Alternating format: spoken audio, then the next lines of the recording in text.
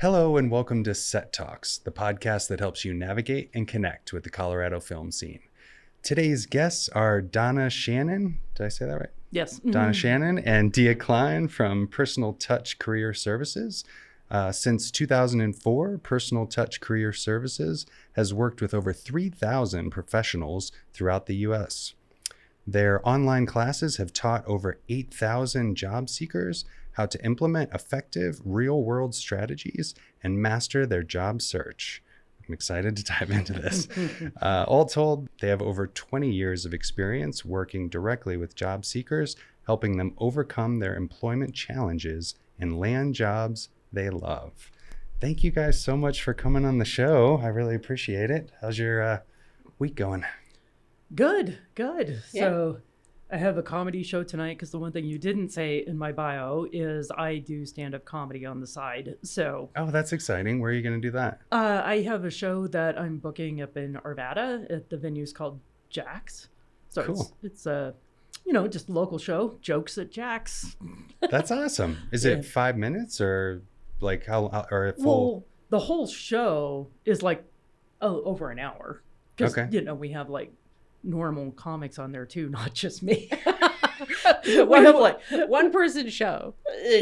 Yeah, right. That'd be wild. Well, that's cool. How about you? You said you just got back from a trip, Yeah, right? just got back from a trip. I'm preparing for a 2-month-long show in Fort Collins as an actor. That's exciting. Are you allowed to say what it is? Yes, or- this time I am. Okay. Pride and Prejudice with Open Stage in Fort Collins. So June and July. Come see that's it. exciting. Mhm. Absolutely. Yeah. Yeah, cool.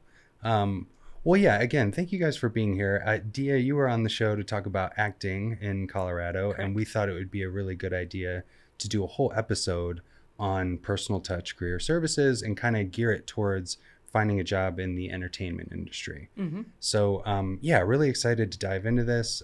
Just want to throw it out there. If you're listening to this and it's, you find this valuable, please follow the podcast. And I'll have these guys' information in the description. So if you need to reach out to them to ask any questions, you'll be able to do that. So to get started, can you guys please tell me about both of your involvement in Personal Touch Career Services and ultimately how did the organization start? Sure. So that's all me. I actually started in all of this because my background's in human resources and recruiting, and I was doing that for Rocky Mountain PBS. I also worked with Clear Channel Broadcasting here in town. So about 8 years all total in broadcasting. And way back in 2004, I was tired of having to cut qualified applicants because they just didn't understand how the process worked. So I started teaching classes based on all the things I hated. Because, how do you get past a guard dog like me is what the classes really were. And then I was doing the business part-time on the side for a long, long time. And basically in like 2009, I was generating so much materials for the class. I was like, okay, I'm either going to go all in and write the book, or I'm going to drop this ridiculous nonsense and go further my career in HR. And I really stopped and thought about it. And the thing that really excited me the most was like that look of illumination in job seekers' faces when they suddenly realized it wasn't them personally that they were failing, it was their strategies, and strategies can always be changed. So then I went all in, I wrote the book. 2011, I stepped off the corporate cliff. I've been doing my business full-time ever since then. And then I have a total of 5 staff coaches and writers, of which Dia is one. Dia is my most close mentee. Nice. Yeah, special her. And I don't even know how many years you've been working for me now. 5 going on 6. Yeah. Oh, wow. And how Yeah. did you guys meet and how did you end up working as part This of the is group? this is a great story because this is about as long as you're moving forward, you don't know where, just go forward. Right. So I was doing stand-up, and we had the same stand-up coach. Oh, wow. And we did shows for about a year together. Mm-hmm. And at one point after a show, we were sitting at a table and Donna said, "You're a good writer. You ever thought about writing resumes?" No. What's a resume? And so they told me all about it. And as I just jumped full in and learned everything that I know about writing in the job search from Donna and have applied that in their business as well as in my business as an actor. That's awesome. Well, yeah, just for people that don't know, what does Personal Touch Career Services provide job seekers? How can listeners work with you guys? Sure. So we're really all about like the practical tools for the job search itself. So I don't do a whole lot of like career counseling where it's like, oh, let me help you figure out what you're going to be when you grow up kind of stuff. So if you need courage in going after those dreams, definitely I love doing that. And so we do really 3 silos of services. We have the online courses if you're a DIY kind of person. We do resumes, LinkedIn profiles, any writing you might need. We'll do it soup to nuts. And then, of course, the career coaching side is all that elusive mystery stuff that goes into the job search, like how does networking work, or how do you deal with HR and recruiters, and interview skills and salary negotiations and stuff like that. Nice. That's cool. What about, I know you guys do like free consultations, correct? Right. Absolutely. What's the best way for people to kind of reach out to get that started? Or just come to our website. So it's personaltouchcareerservices.com. Once again, Yep. That's personaltouchcareerservices.com, or, you can just Google it. Cool. No, sounds good. Yeah, I was talking to you. My brother was looking for a 3D job, and I was encouraging him to do that. But now, I don't know. I think he's like backed off of it, I guess. And he's going to go into and stick with insurance instead of his amazing art talent, which is 3D animation. Well, that's But, painful. Yeah.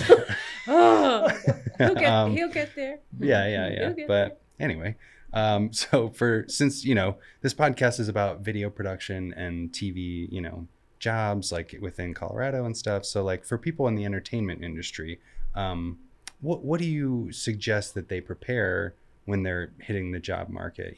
Whether it's like demo reel, a solid resume, like, I don't know, pre-done cover letters. Like what would be sort of like your package of assets that you would have like, somebody on the job search like create before, really getting out there and doing it? So I'll let Dia speak to the materials as far like demo reels and things like that. But here's one thing that has really evolved specifically in the entertainment industry recruitment strategies. And we saw this really start to take hold like in 2018 and 2019. And whatever the big boys do, the smaller boys are going to do too. So when you saw like Fox merge with Disney, and all of a sudden the entertainment companies, which all before had been like, the resume is just really this tertiary thing. You just tell me you work together on this project. I know that producer. I'll give him a call, find out if you're a stand-up guy or not. Do you do what you say? Or are you a flake who never showed up on time? And then that's really how you got jobs. But when these big corporate mergers, those strategies don't work anymore. Now, all of a sudden, you have a very corporate style HR department, not to mention FCC regulations. And if it's something like you're looking at Rocky Mountain PBS, where I used to work, now you also have federal grants and other things that you have to meet for compliance, which means you have to rely on these dreaded applicant tracking systems, or the ATS, which is screening people based on keywords. And then you've got people in entertainment who are used to being judged on their creative assets and values and network. And all of that is stripped away because now you have to make sure you have dumb things in your resume, like excellent communication skills. And if you use the wrong words, like if you say attention to detail, but the job description says detail oriented, it might kick you out because the words don't match. Oh, interesting. Well, yeah, I mean, on that note, I would just say from my own looking at jobs on LinkedIn and stuff, and like the company I work for, it's very corporate, and they hire internal video production people or copywriters or what have you. So it's like, yeah, I could see like, I don't know. It's like I've worked for this company for about 10 years. And I think it was because just with the internet and social media, it's like, and these companies going to outside agencies, it became super expensive to create like even just a couple videos. So it's like, well, and I think they were sitting there going, oh, well, if we hired somebody internally, we could, for what we paid for a few videos, that's a salary, having said that, now I'm in this position where I'm like one man band doing everything in some cases, which is not ideal. But yeah, I'm seeing more and more jobs like from corporate companies for like video production and stuff, at least. And maybe if they're doing a commercial, then they're sourcing actors through ad agencies and stuff like that. But yeah, I would assume more and more, especially with the internet and everyone needing to create video content for marketing, that there's all kinds of jobs opening up, you know, in non-traditional spaces for entertainment. Yeah. Well, yeah, I mean, from your perspective, what would be your kind of take on the assets needed that people should prepare to hit the job market specifically for entertainment? So for entertainment, I think we kind of want to look at it in two silos. One that's kind of the actor, creator, even a musician, where you need a standard resume. Right. So that's an actor standard resume, which is not a corporate resume. It's its own entity. And these are meant to be submitted on a job, just when you audition or if you want to audition. So you have your actor artist resume. You can also have a reel, a cover letter. Just a standard cover letter to have in life is lovely because it just teaches you a framework of how to reach out while being concise and direct. Sure. And so that's its own silo.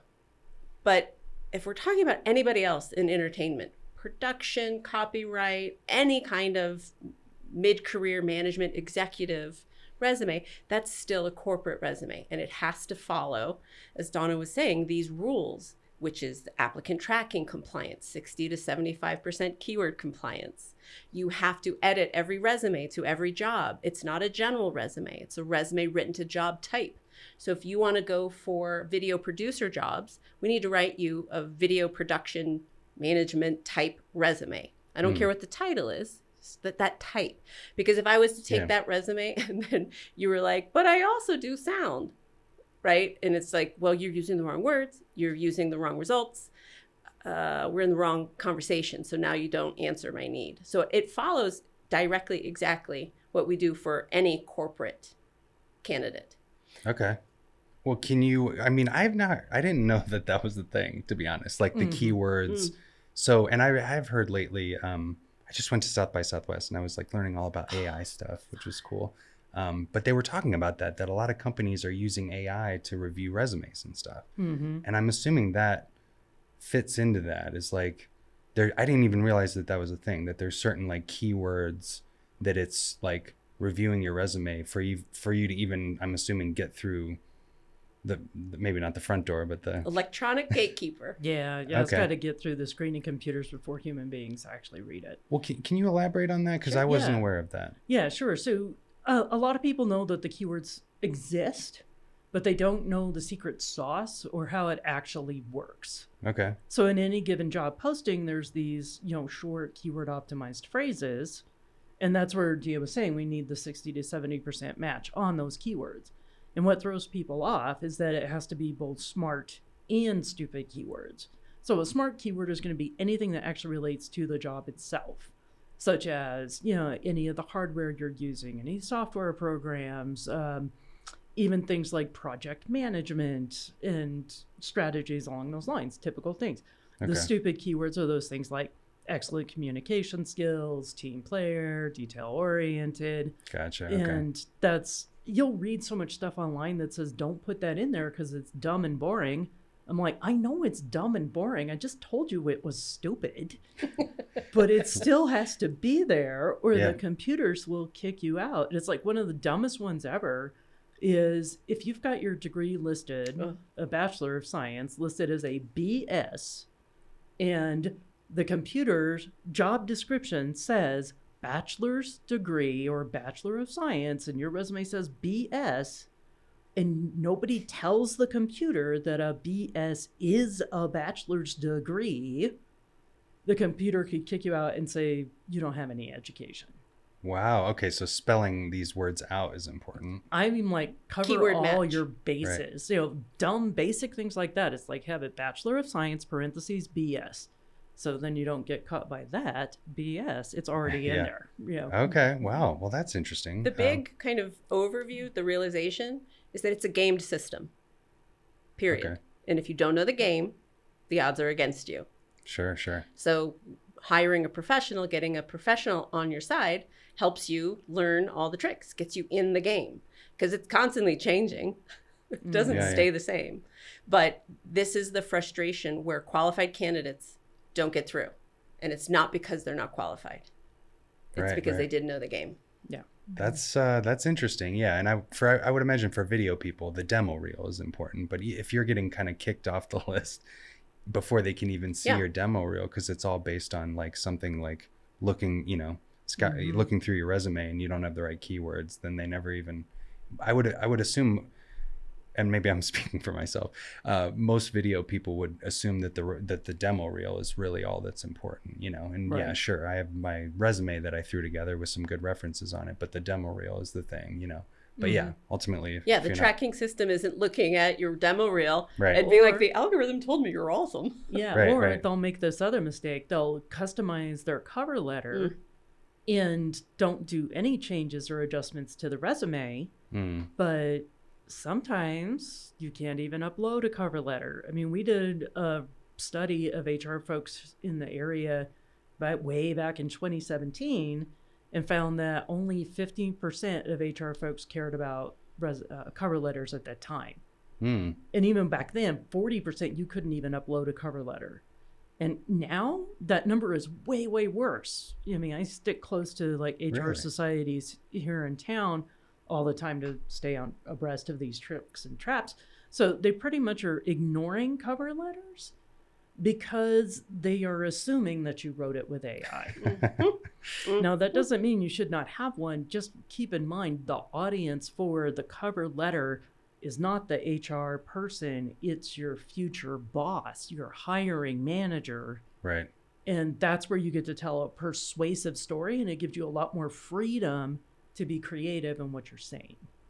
Oh, well, that's a good point, even to just note that. It's like the HR department's not reading those cover letters. They are boiling it down to the top, 5 to 10 candidates, and then they give it to the marketing or the department head who's ultimately doing the hiring, I would imagine, for them to read that cover letter. That's a really good point. Right. So it's like, know your audience when you're writing that cover letter, not just the company. And the thing that HR is doing with that cover letter is they are seeing if you can follow directions. Yeah. Just like as an actor, if you cannot follow the directions of how to slate, of what to put in there, of how big your file needs to be, how to label it, all of the things, that is there to see if you can follow directions. So if HR asks for a cover letter, that's following directions. Sure. No, totally. Well, do you have any, tips like on how to stand out? Like, because a lot of times I go on LinkedIn and it's like, and maybe you and I talked about this a little bit, is that a lot of people are using AI to like submit to jobs, and it's sort of oversaturating the job market with like, where it's like, I'll go on LinkedIn and see a video job and it's like over 100 people or 300 people have applied. Well, that's small. That is small. Is it? Okay. Apply to that job. Yeah. Oh, okay. Which it's like, you're looking at that going, oh, well, shit, I don't know if they're even going to look at my resume, So as far as that goes, like, yeah, do you guys have any tips and tricks for what best ways to stand out? Maybe even like, if there are any like workarounds, like following up with people. I know that's hard if they have an HR department, but like, so standing out, and then tips to kind of, well, I guess that falls into standing out. Right. One thing I do want to point out is like when you see like what you might perceive as a high number of applicants on a job, okay, anything below 500 these days is a lower draw. Really? Just to let you know. Okay. Niche markets, kind of like entertainment, media, production, usually going to bring, anywhere from 100 to 300, kind of depends. But to what Dia was saying about you got to follow directions, more than half are going to get that wrong. They're just not going to follow the instructions in the job posting. So even if you just follow the instructions, you already beat out half the candidate field. And we haven't even talked about your qualifications yet. Okay. Yeah. So don't discredit yourself or, knock yourself out of the running because you think the numbers are too high. Ignore them. Okay. Really. Yeah. Stay focused. Stay in your lane. Do your thing. Yeah. Okay. But as far as like workarounds, we do encourage people, and we train them in this too, in the coaching and online courses, is how to track down and contact those hiring managers. Okay. I just want to be crystal clear because I have to repeat this all the time. That is not the recruiter. That is not the HR department. It's not the director of HR. It is your actual future boss. Right, right. So it's the director of creative services. It's the director of production. It's, all the people in those wheelhouses. And I do an hour-long presentation on how to do that. And to that point, as an actor, okay, we'll go into this on the acting side. To that point, those skills, that kind of learning how to network and research and find who these people are. Right. If I am auditioning for a project, whether it's commercial or film or theater, I need to research. I need to find. I need to understand past content. I need to understand who are decision makers. I need to understand what the company's about. So I can go into laying down an audition that meets past specs. Sure. Or that I can see the direction that they want to move away from. Or that I can find production managers who've worked with this director. Or that I can find who the director is. And I'm not saying, especially in acting, that you need to be connecting with all of these decision makers, but you need to research. Sure. Because we don't want to, in acting, you don't want to oversaturate and overcomplicate and freak them out. Sure, sure. Very temperamental beasts, like thoroughbreds. Yeah, yeah. Well, and same thing for video jobs. It's like you don't want to be annoying or like, you're somebody that kind of went around the HR department.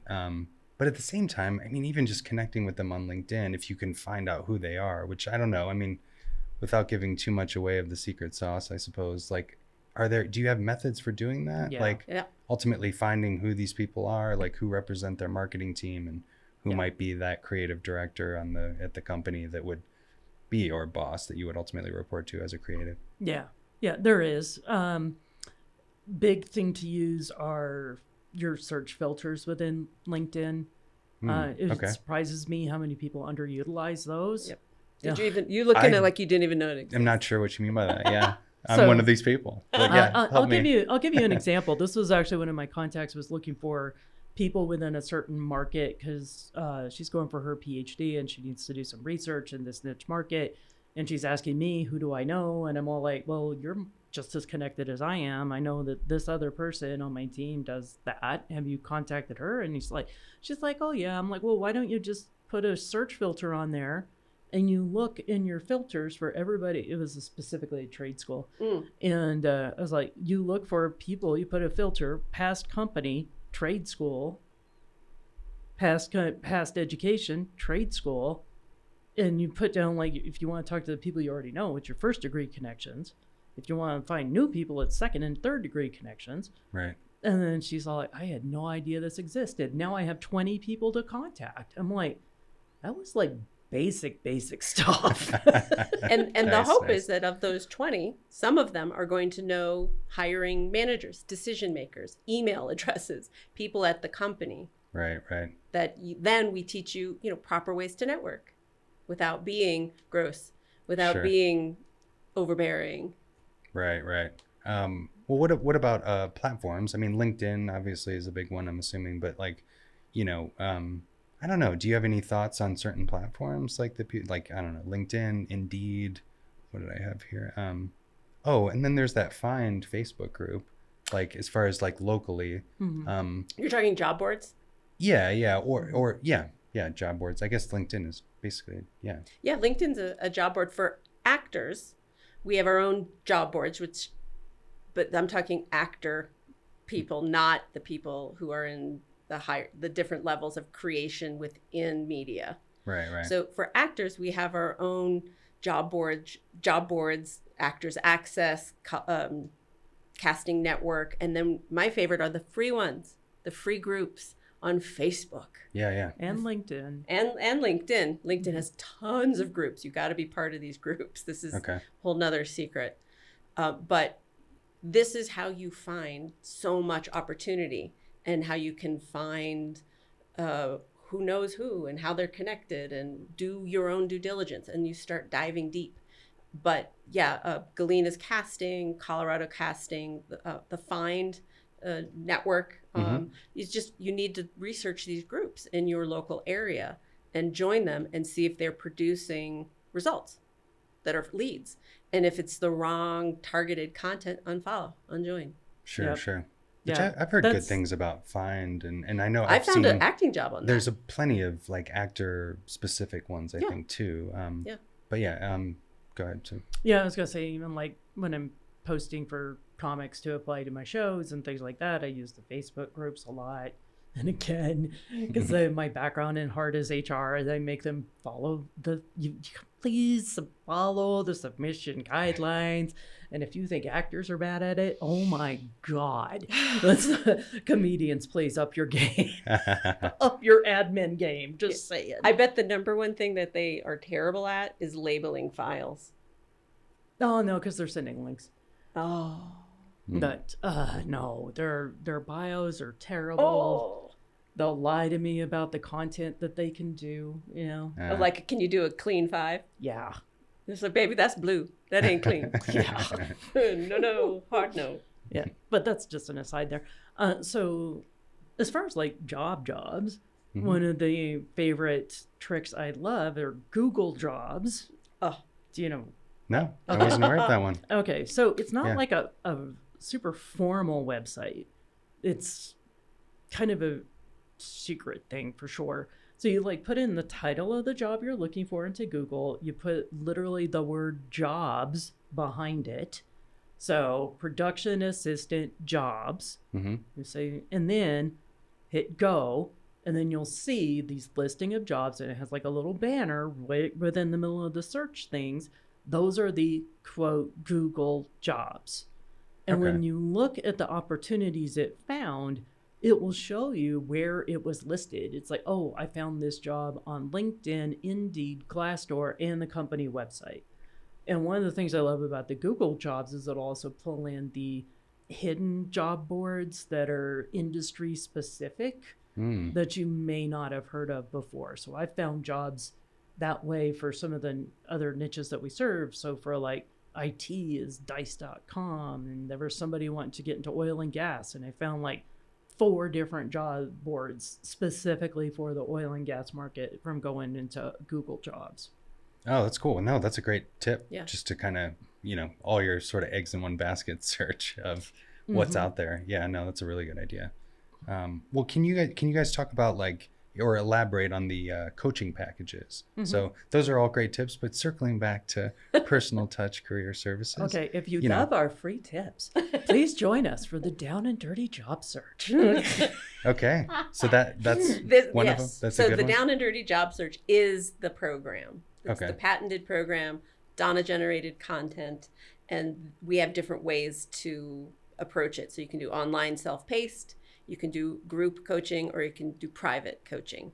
Whether you want to know everything from A to Z, or you just want to know some certain things for an hour. How can we check off your list? And the thing about what Donna does with their program that they made, that isn't just corporate job search. Every single one of the principles that they put forth that we teach you and coach you on are for entrepreneurs, or for actors, or for people in life. These are not skills that you're going to be like, well, now that I have a job, I don't need your skills anymore. Okay, right. Everything applies. Absolutely everything applies. Okay, so that's one of them. There's a bunch though, right? Like a bunch of different packages. Do you maybe want to just kind of throw out some of the highlights that? Yeah, so we do offer hourly coaching too. So it's like you got to just zero in on like one clinging question, and just sometimes people will come to me about the get a little bit more clarity on pivoting into other jobs. There is that. We do offer an interview coaching package, which is 3 hours. That's very specific about improving your interview skills, which is nice because I teach one way and Dia teaches another on those. So when somebody is talking to us, we try to match them with the right coach for whatever they need the most help with. Okay. Because it depends, right? I'm obviously the technical one. I'm going to grill you hard like an HR, the meanest, nastiest HR person you ever met. Because if you can stand up to me stonewalling you, you can deal with anything. Sure. But Bedia is all about, if you've got performance anxiety, she's the one to go to. Okay. I will give you the performance anxiety. I always, after I coach, I'm like, so you think you're good? You want to follow up with Donna and see how that went? That's the real final test. Yeah. But the other packages are the writing packages. Yeah. We have 4 different levels of writing, and we match your experience and your target to those levels: entry, mid-career, management, executive. And so we have writing packages, we have coaching packages, and then we have all-inclusive. So we really are able to tailor our services to the specificity, needs, budget, timeline of any type of candidate and what they're looking to accomplish. Nice. No, that's cool. And I will tell you, our online classes are not boring.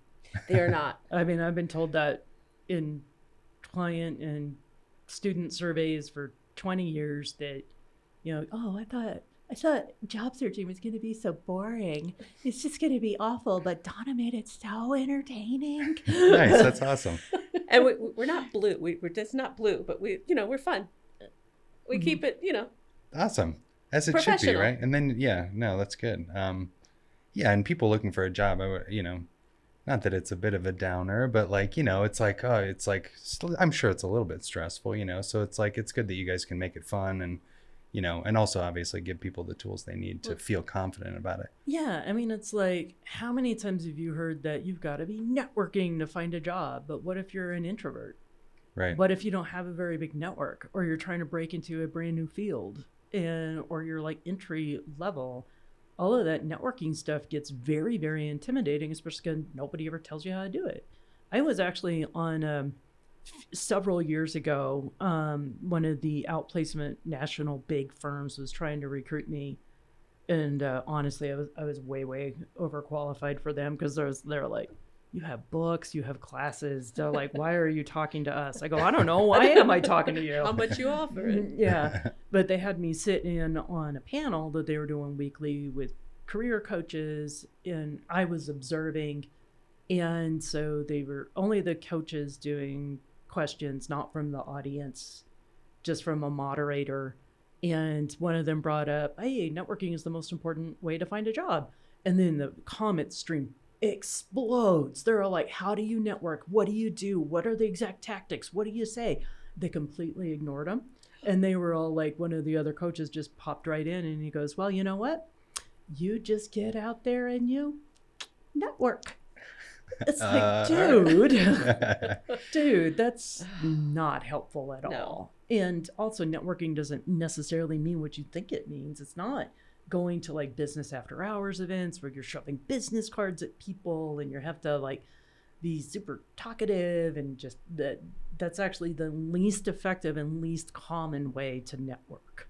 Okay. What are some good ways to network? I opened myself up for that. I know. I was like, okay. Just because, I go to a lot of events, and I'm, even though I'm doing this podcast, this is me getting outside of my comfort zone. I'm pretty introverted, I'm trying to get better at networking and stuff like that. I'm going to give one first. Sure. Because it's ours, Nick. What's up? 48-hour film festival. We were at an event. Yeah. I knew the actor in your film who I referred to you. I saw your film. Mm-hmm. I came up to you. Yeah. And I said, so good to meet you. We have this person in common. I loved what I saw. I would love to connect. I complimented you. I came up to you. I sought you out because I qualified you at the event. And I was like, here's a quality person. I want him in my network. Simple as that. Oh, and just in terms of like, leading with something to talk about. Yeah, that's a good idea for sure. Because that was genuine. Yeah, right. And then I found you on LinkedIn and or Instagram, I don't know, whatever. And then you just connect. Hey, great meeting you last night. And then you start, so that's one simple way. And here's the proof. And then the rest is history. Here we are. Mm-hmm. And then I would imagine like following up at least every once in a while with people and stuff. Because you don't want to just... That's where most people fall apart. They don't follow up. They don't track what they're doing. Mm-hmm. And my big saying is like, if you're not writing down what you're doing, it didn't actually happen. Sure. And if you don't follow up, it may as well have not happened. It's just wasted effort. Yeah, So, no, totally. Yeah, these are like the things that we teach, obviously, on the down and dirty, where it's all like, okay, let's talk about your metrics. These are your numbers you're going to want to hit. You need to make so many reach outs, find so many leads, do so many applications. Because sometimes people are like, I'm job searching today. What are you doing? I'm looking at the job boards. Okay, so how long did you do that? 5 hours. Did you find anything? No.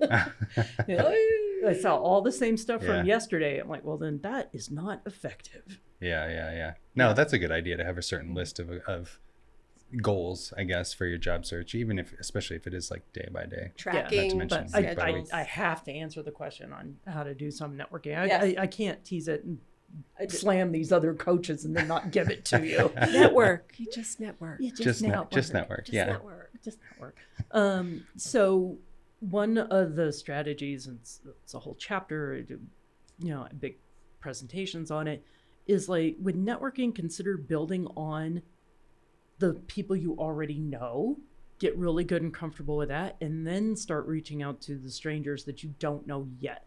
Because you've already built your confidence, you've already perfected some of your messaging, you're perfecting your tools and like reaching out to people on LinkedIn, getting involved in groups, doing things to build your reputation, so that when you're reaching out, it's not somebody with like a blank profile and 3 connections.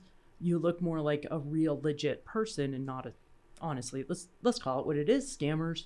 Because there are a lot of fake profiles on LinkedIn right now that are being written by AI, and Don't even get me started on the fake photos. No, that's a good point though. Yeah, making sure it's just not like you made this thing yesterday and just threw it together. Yeah. And also, you fall into this category of looking like a fake one. or it's not giving out the vibe you're trying to give. I mean, that LinkedIn profile is such valuable territory for creatives. It's like you can make a custom banner to go behind your picture that is like representative or even a slice from one of your video projects. Yep. And it shows immediately when somebody looks at you what you're capable of. You can upload content, you can put in links to your content that people can follow. There's so much that can be done. But just be conscious about what you're trying to put out there. I talked to this one guy about his LinkedIn profile, and he had a snarky headline, which was something like, "Every day's a day to kick ass," or something like that. Yeah, literally said kick ass in his headline on LinkedIn. His background was like, oh, this inspirational thing. I go, is that from a game? Because that looks like a video game. I'm like, are you a gamer? Are you a game designer? Like, you look like a game designer. And he's like, no, I'm an executive in telecommunications. And just likes video games, I guess. He doesn't even do gaming.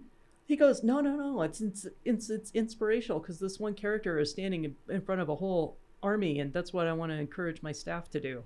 I'm like, well, that is not coming through.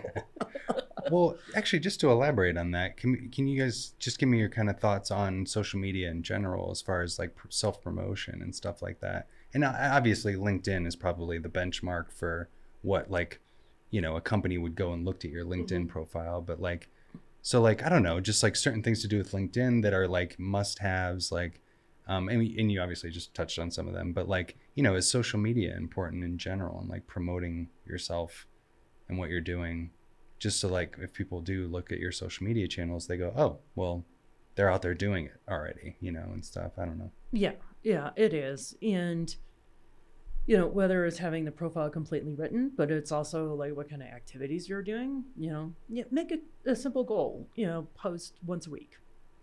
You don't have to be like a massive content creator and trying to take over the world in LinkedIn like I am, obviously. Sure. I mean, I have a respectable following. I have about 8,000? 81. It might be up to 8,200 now. I think I have 1,100. Nice. Yeah, but then I'm like, I'm starting to pat myself on the back, and then I get reached out from another coach, and she has 26,000. I'm like, Oh, wow. I'm baby. Oh. But the thing about those, the platforms, social media, like Donna was saying, it doesn't take a lot of effort. You can repost content. You can comment on somebody else. Congratulations, that's so great. I can't wait to see it. Whatever. The thing that you have to be cognizant of is that everything agrees across platforms. You don't get to be something on a resume, something different on LinkedIn, and somebody different on Insta. Right. Because what you do is confuse the audience. Doesn't mean you can't evolve and change. Then you just have to update. But what you can't do is confuse everybody. Sure. Because then all of a sudden you've made them think, oh. Sure. We just need to make them see themselves in you and happy that you do the things they're looking for, which are things that whatever you do, let's promote them across platforms. Let everything agree so nobody's confused about who they're talking to.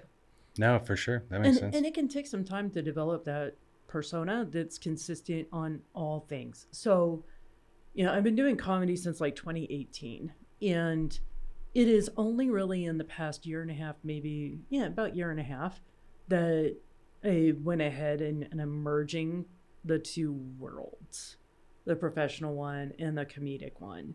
So it's like, my headline on LinkedIn actually says I'm a stand-up comedian as well as a career coach, resume expert. And then my tagline is, because finding a job is no laughing matter.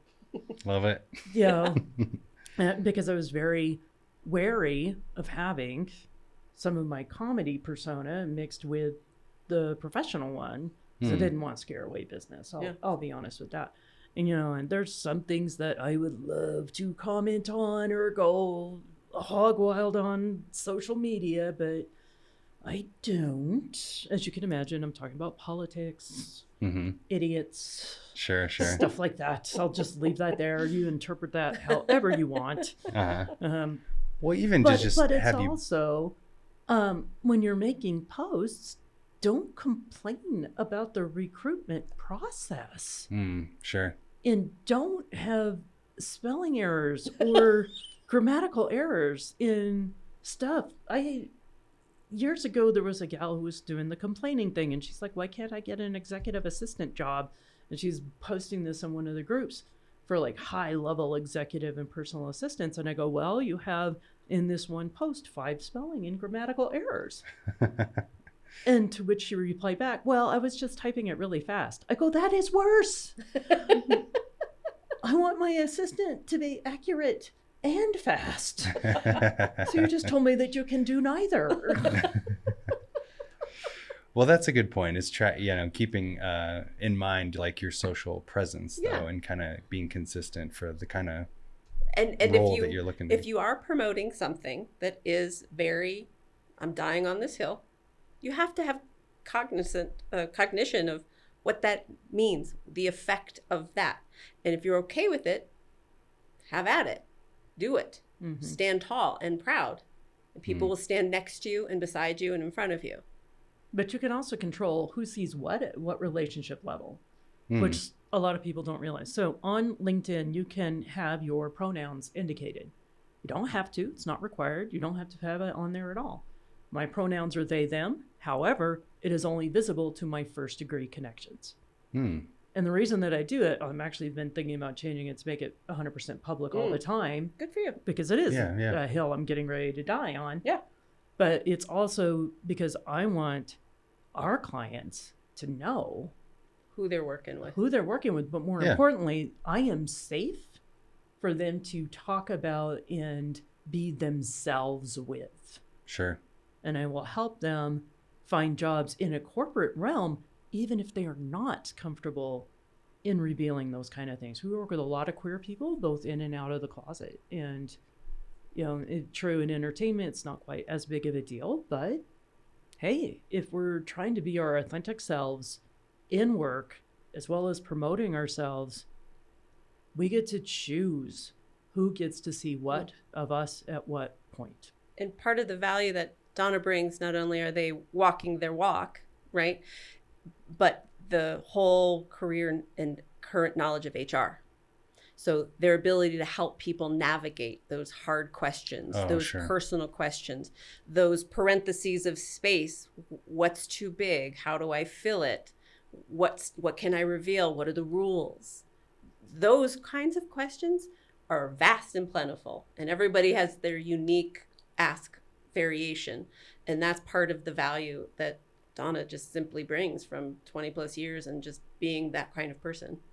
No, that's cool. That's what I was thinking when you said like that you weren't, that you didn't put out there that you were a comedian. I was in my, I don't know, maybe different for different people, but like. Well, also when I started, I kind of sucked. And didn't want to promote that. It's like comedy. It's the. You got to start somewhere. Everybody starts the somewhere. bottom. But that was my bottom. first thought when you said that. It's like, oh, I would look at that as like a good thing. A value plus. Yeah, like that. You're working with somebody that has a sense of humor, and again, it can kind of like let's drop our guards a little bit and have that vibe to it as far as like working with you on stuff, and they can feel like they can open up to you a little easier and stuff. Unless they feel like you'll just make fun of them. No, just kidding. No, not usually. But I will make fun of the other people that Stupid like stuff, stupid companies and frustrating. Sure. Yeah. We'll cry and laugh together. There you go. Sounds good. I did notice you guys had a blog on your website, which that I feel like is a great resource to just kind of for people to go on there and dive into some of these topics and see what relates to them. And we have a podcast too. That's right. Yeah. Imagine that. For sure. Can you tell me about those platforms like the blog and then the podcast? Yeah. So I do a lot of articles on the blog, and it's gone back many, many years. I don't know how many years posted on it right now, just tons. Then I have a LinkedIn newsletter as well that's got well over 60 different editions on it. So you can follow that too. So sometimes I'll get into more like technical answers or upcoming legislations to be aware of. Like in February 2026, there's going to be a new AI and recruitment law here in Colorado. It's the first one in the country. I haven't even told Dia about this yet. Breaking news. Yeah, breaking news. Yes, it'll be interesting to see how it gets implemented. Is this the fix to the broken HR pipeline? No. Oh. No. Bummer. This is making it worse. Oh, fun. Yes. Call us. Free 30-minute resume review. Yeah. It's. Oh, no. Yeah, it's ponderous. It's rough. It's always rough when legislation tries to dictate HR and business procedures. But hey, okay, it's not a political podcast. We're not going there. I won't bore you with that. But so the blog gets into some things like that. Okay, cool. Also some of the more fun things. But you want to talk about the podcast? Yeah. What's the name of it? Tattooed Freaks in Business Suits is Donna's That's awesome. I love it. podcast. And what they do is they interview people across all avenues of the job search world. So EEOC people, recruiters, people who have opinions that live in the world of the job search.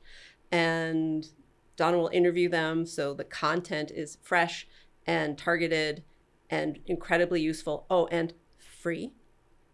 It's amazing. There's no paywall, right? Free. Cool. Mm-hmm. And then, of course, we always need to talk about tattoos. Obviously, I have a lot of tattoos. I do too, but they're all hidden because I'm nervous that yeah. They're all, I'm like, my chest and back are covered and I've got one peeking out and that's about it. I'd have to take my clothes off and I'm not. And you can get Tattooed Freaks in Business Suits on all podcast platforms. Nice. That's awesome. Yeah. And I was excited to just do this episode for, and try, make it focused towards the entertainment industry. But yeah, if anyone wants to dive deeper into these topics, they should go check out your podcast for sure. And that's the thing I always tell prospective clients, especially coaching clients. Donna has so much out there, so many free resources, the brown bag job search, the blog, the podcast, their LinkedIn page. Donna does not gatekeep information. Donna's on top of all the changes. I watch and listen to it because it's my job. I'm like, well, what's new now? Like this new and breaking news. I'm like, oh my God, what do I have to learn now? And so I tell people, like, qualify your experts, do your research, do your due diligence, and follow some people and dig in to how they coach, to what they say, and find the right alignment for you. And then put on your earplugs and blinders and lean in. Because what you don't want to do is listen like, well, on TikTok, I heard somebody said this thing. Now I'm putting everything in white text and micro font in my headers, right? Sure. So I always tell people, if we're the right company for you, there's so much out there for free resources for you to understand, like, are we the right fit? Right. And, qualify us. There's no paywall on it. So lean in. Well, there are some paywalls. We do have a membership. Well, but there's a lot of free content. But like the blog and the podcast, that's kind of why I called that out. It's like, what can people do now without signing up for a membership just yet, and I thought those seemed like good resources. Tremendous. Yep.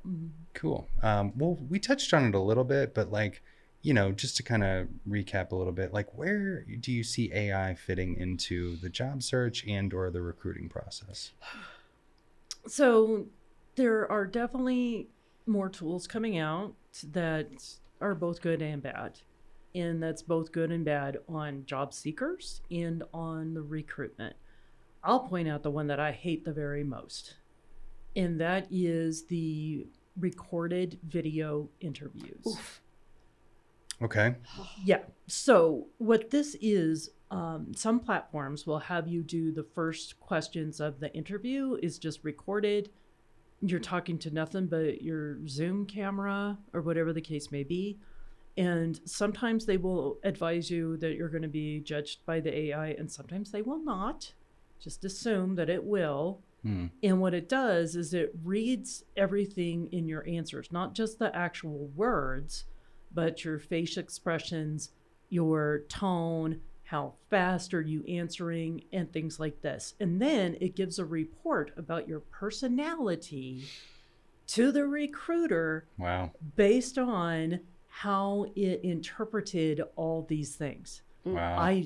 I have hated this technology since it first was like appearing a few years ago, because it is grossly unfair to anybody who's neurodiverse, to anyone who has a disability or anything like that. I was at this HR symposium last week, and one of the samples they brought in was a woman who was deaf. And if you never had a person who's hard of hearing in your life, my grandson is, there's a very specific, unusual accent it doesn't track with other things.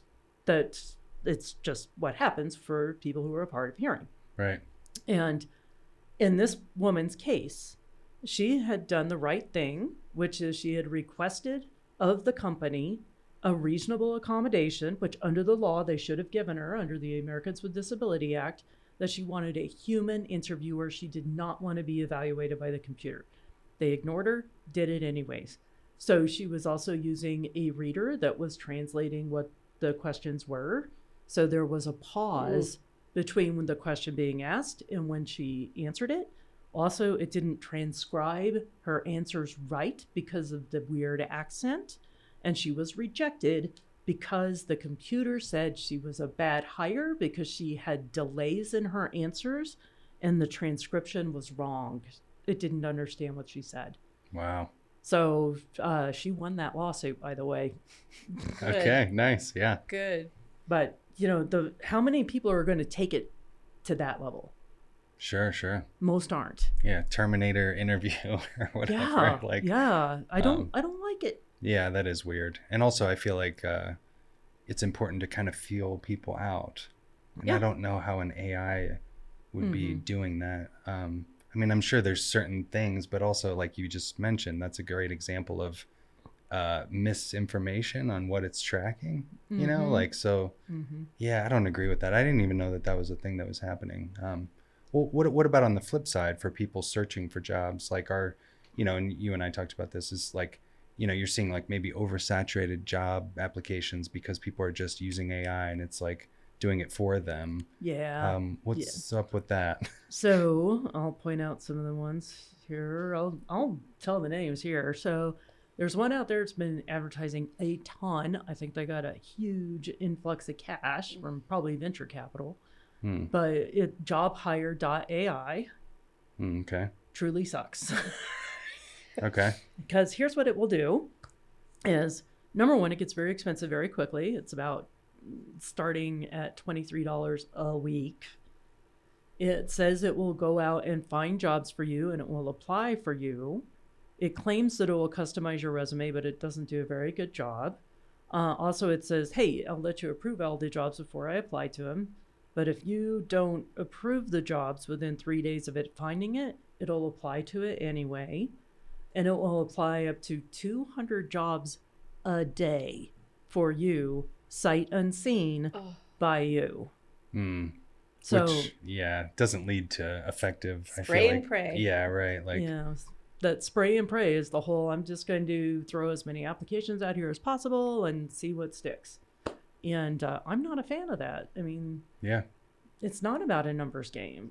I mean, that's a great way to lose heart quickly. In the job search. Yeah. Sure. Well, no, those are great. And especially when you're looking at things in the creative fields. Right. Okay, number one, your market is smaller. You're not going to have the same level of competition like as if you were a software designer. Right. And by the way, software designers are the ones, anything in the IT space is going to be using these tools because, of course, that's what they do. So that's where you'll see like a job get 6,000 applicants in 4 days. That don't even bother with those. But this is why you're saying, oh, I think 100 to 300 is a lot. It's like, no, that's good. That's quite manageable. Okay. You know? Well, that's good. Yeah, no, I'm glad to hear that. Yeah. I was a little like when I looked, I was like, oh God, okay. Every single one it seemed like was like around there. So I guess that's normal. So that's good. Yeah. To give you perspective, I worked at Rocky Mountain PBS from 2000 to 2005. And we started using like job boards back then. I was the first one to bring Monster into the company. Nice. So this is how ridiculous this was. I had to double check with the FCC and with our federal grants to make sure that that was in compliance with posting jobs versus putting them in the newspaper. The penny saver. The newspaper. Gotta make the Friday deadline. Wow. That's how old I am. But anyways, yeah, even back then, I would get 100 to 300 applicants for our jobs. So here it is, 25 years later, and you're worried about 100 to 300 applicants? Dude, that's the average. Sure. Okay. Well, as we work towards closing out here, do you guys have any advice for people trying to break into the entertainment industry specifically?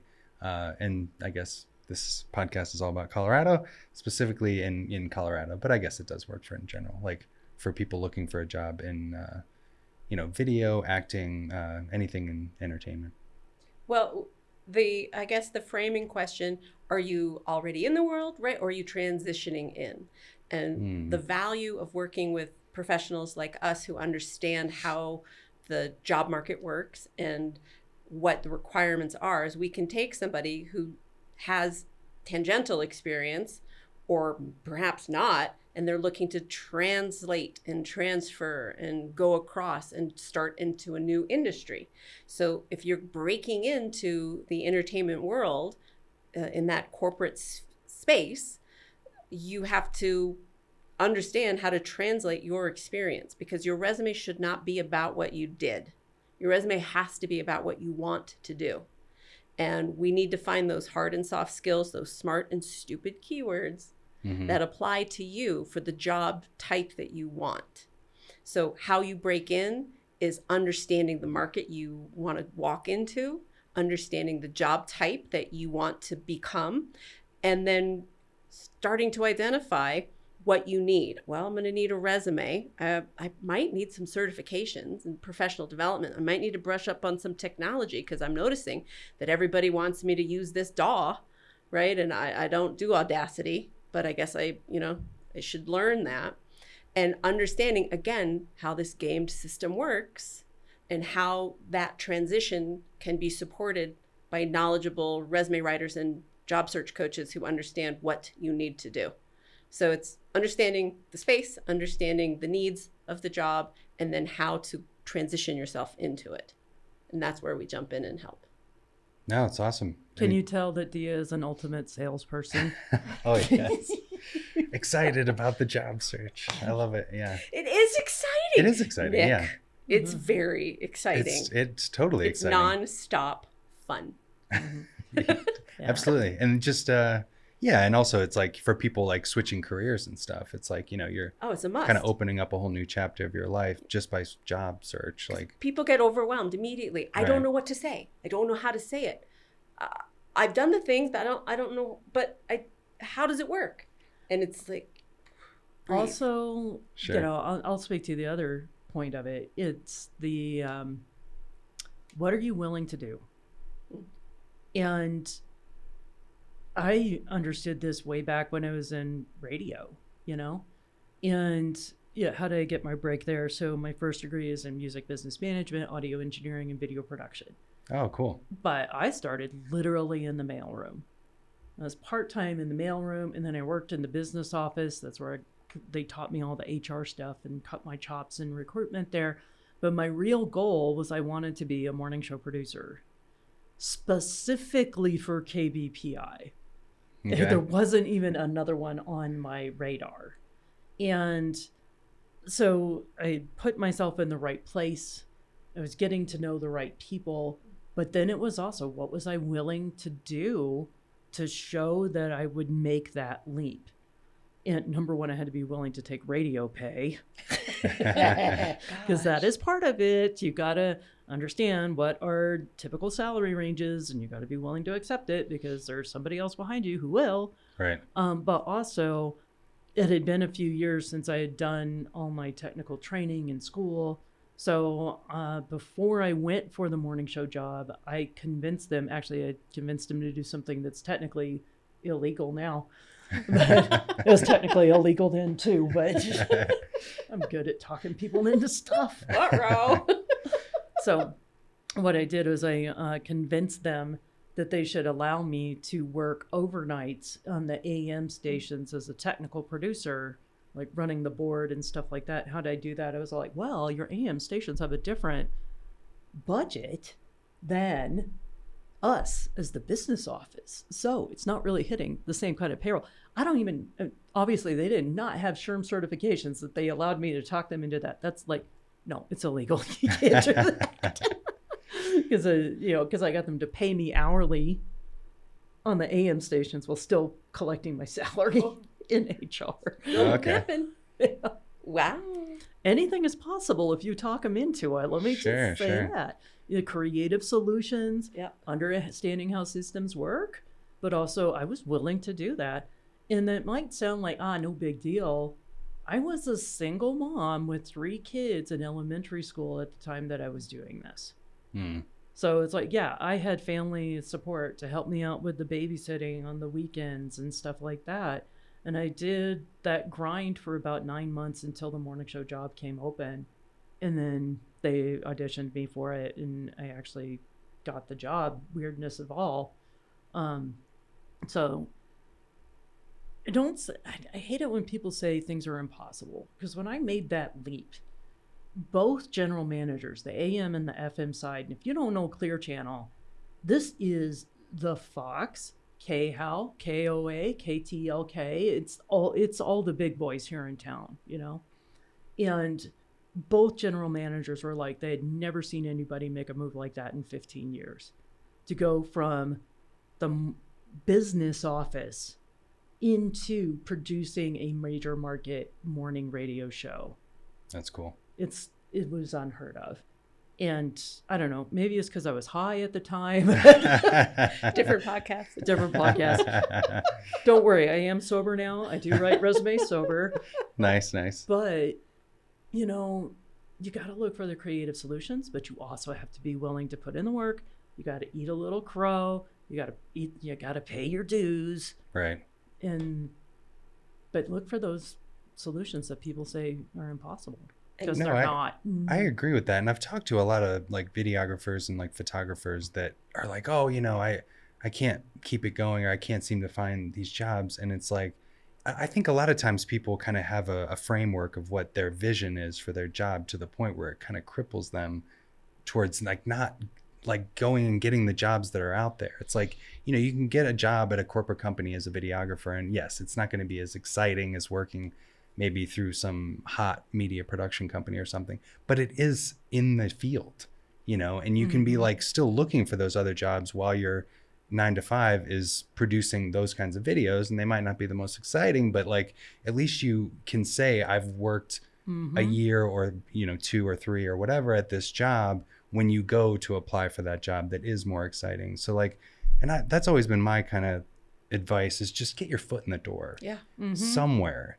Like don't have such a specific vision for what that job is supposed to be that you don't move forward, and you just go, oh, well, I can't get involved in that industry because it's not, you know, the perfect thing or whatever, you know, like, and yeah, I mean, like, yeah, photographers I've talked to, it's like, I look online all the time and I see photography jobs at companies that pay really well. And it's like, well, have you looked on LinkedIn? You know, it's like, as you know, I know they want to maybe do something specific, like, but anyway, sorry, going round and around with that. But yeah, I feel like just get on LinkedIn, get on some of these websites, Google search it, you know, and see where you land, and then go from there. And my premium coaching advice that I give to everyone, and I follow, because you only have to do it wrong once, is you make them tell you no. Sure. Do not tell yourself I can't do it. Do it. Apply. Try. Yeah. If they want you, they'll let you know. Make them say yes or no. Don't disqualify yourself. Right. You already don't have the job. You are already not the person. Sure. So go ahead. Yeah, nothing wrong with pushing and kind of carving out your space. And here's the other thing too. I see this all the time, especially with people who are creatives trying to break that corporate nut, is their resumes really suck. Oof. And don't use a resume created by Canva. I know you think it looks pretty, but I can tell you in 5 minutes why it sucks and won't work. Just say it. Sure. Well, on that note, can you guys let the listeners know one more time, social media channels, website, how can they follow you guys and your work and that sort of thing? And, and then you can make sure your resume doesn't suck by going to some of these resources and at least taking getting the free consultation and just kind of learning from the free assets that you guys have. Sure. So I'm on LinkedIn, Donna Shannon, spelled just like it sounds, DonnaShannon, lots of N's and O's in there. If you're really curious and morbid, you can check out my comedy stuff, which is under Donna Shannon, ha ha. Nice. That's on Instagram and Facebook, probably someplace else that I don't pay any attention to because my assistant does it. The website is personaltouchcareerservices.com. And you can just click connect, and then you can schedule your free 30-minute resume review with either Donna or myself for a time that works best for you. And where can they find you, Dia? Oh, hey, you can just Google Dia Kline. I'm going to come up. But nice. How would you spell that? It's not the way you think. Oh, that's true. It's Dia, D-I-A, Kline, like Kevin, not Calvin, K-L-I-N-E. Awesome. Well, no, thank you. And I will include all these links in the description as well, so they can find them there. And I would definitely recommend going to the website and, taking a look at everything, certainly signing up. And I feel like it's nice to have someone to work with and to give you the right guidance so you can kind of feel confident about the job search, because it's a little daunting to just start sending a bunch of resumes and then not hearing anything, and then you don't know what you're doing wrong. Yeah, the biggest heartbreak is where we've talked to somebody and they've looked for a job for 6 months. They've gotten nothing but rejection. They don't know what they're doing wrong. They finally come to us. We take a look, 2 minutes, we know exactly what it is. And then they're like, oh, I should have talked to you 6 months ago because now I'm broke. And like, their confidence is tanked. Yeah. The budget's gone. Right. And then it becomes a much harder hill to climb. When you don't have confidence, when your money's gone, and then you just think you suck. Sure. And it's like, it's not you, it's your resume. Sure. It's not you, it's your job search tactics. Yep. Well, thank you guys so much for coming on the show. I really appreciate it. I feel like we covered some good ground. And thanks for having us, Nick. Yeah, no worries.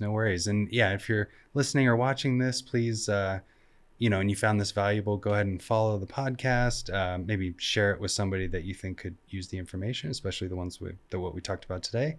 And on that note, this is Set Talks, the podcast that helps you navigate and connect with the Colorado film scene. Thanks for tuning in.